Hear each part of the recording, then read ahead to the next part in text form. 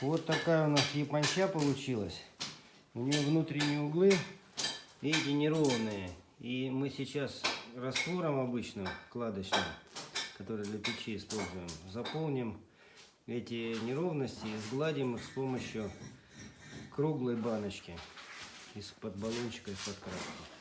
Ну вот, как мы видим, острые углы мы сгладили с помощью раствора и крышечки от баллончика от краски. Ну, просто чем-то круглым. И совсем сгладили мы мокрой кисточкой плоской. Получился вот такая вот сглаженная поверхность, которая будет способствовать тому, что сопротивление воздуха вот в этом месте будет минимальным. Вот с помощью обрезка шамота сглаживаем все неровности на японче.